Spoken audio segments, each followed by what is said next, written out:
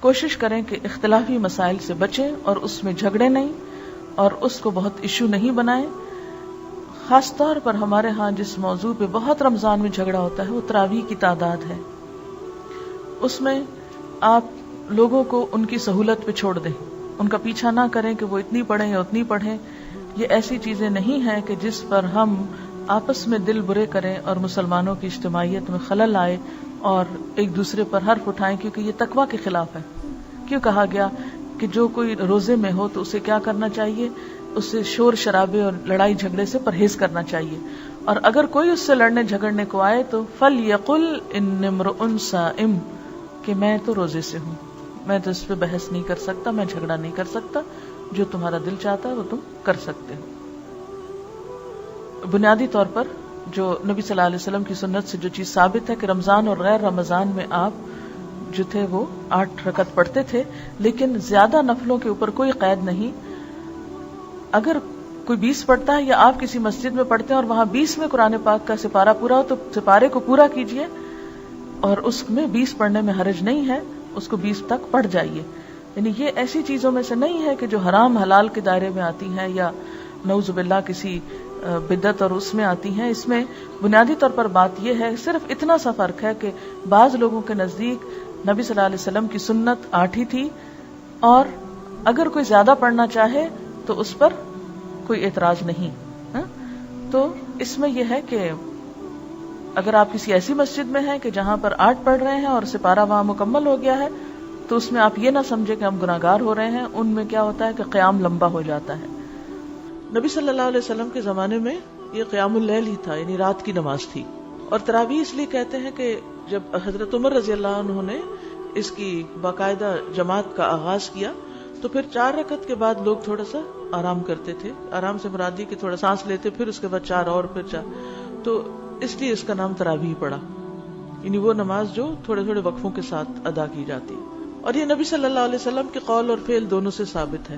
آپ اپنے صحابہ کو قیام رمضان کی ترغیب دیتے. تراویح جماعت کے ساتھ پڑھنا زیادہ افضل ہے. آپ نے اپنے گھر والوں اور بیویوں کو بھی تراویح کی جماعت میں شریک کیا اور طویل قیام کیا, خصوصاً آخری عشرے میں رات کے قیام کے لیے جگایا. حضرت ابو ذر فرماتے ہیں کہ ہم نے رسول اللہ صلی اللہ علیہ وسلم کے ساتھ روزے رکھے. آپ نے 23ویں رات تک ہمارے ساتھ رات کی نماز نہیں پڑھی, پھر 23ویں رات کو ہمیں لے کر کھڑے ہوئے, یہاں تک کہ 1/3 رات گزر گئی, 1/3, اتنا لمبا قیام کیا. پھر 24ویں رات کو نماز نہیں پڑھائی, لیکن 25ویں رات کو آدھی رات تک نماز تراویح پڑھے, پہلے سے بھی زیادہ لمبا. ہم نے عرض کیا, یا رسول اللہ صلی اللہ علیہ وسلم, ہماری آرزو تھی کہ آپ باقی رات بھی ہمارے ساتھ نوافل پڑھتے.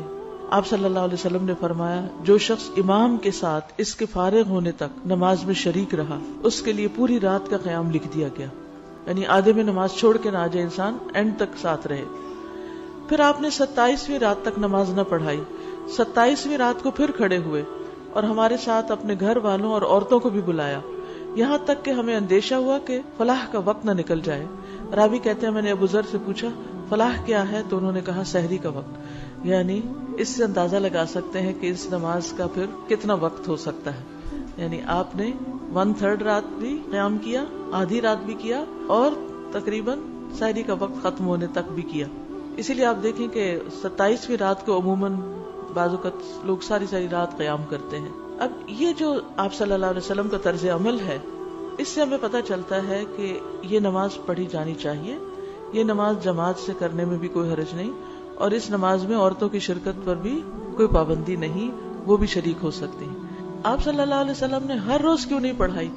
اس ڈر سے کہ کہیں امت پر فرض نہ ہو جائے. تراویح سے پہلے ان آیات کا ترجمہ پڑھ کر جائیں جو امام پڑھنے جا رہا ہو, یعنی جو سپارہ ہو اگلے دن کا اس کو ذرا ایک دفعہ دیکھ لیں کہ کیا آج پڑھا جائے گا, تاکہ خشوع و خضوع قائم رہے. نمازوں میں صرف نوافل کی تعداد پر نہیں بلکہ دل کی کیفیت اور خشوع پر بھی خاص توجہ دیں. یعنی صرف نمبر آف رکعت کے اوپر نہیں جائیں بلکہ یہ بھی دیکھیں کہ ان کی کوالٹی کیا ہے, کیونکہ نبی صلی اللہ علیہ وسلم رمضان اور رمضان کے علاوہ 8 رکعت پڑھتے تھے. حضرت عائشہ کہتی ہیں تم نہیں جانتے کہ ان کا طول اور ان کا حسن کیا تھا, یعنی وہ رکعتیں کتنی خوبصورت اور کتنی لمبی ہوتی تھی. تو بعض اوقات ایک میراتھن ریس لگی ہوئی ہوتی ہے, بس کھڑے ہوئے بیٹھے اٹھے 20 پوری کے ختم کیا. تو اصل چیز یہ ہے کہ آپ کتنی توجہ سے اللہ کی طرف متوجہ ہیں.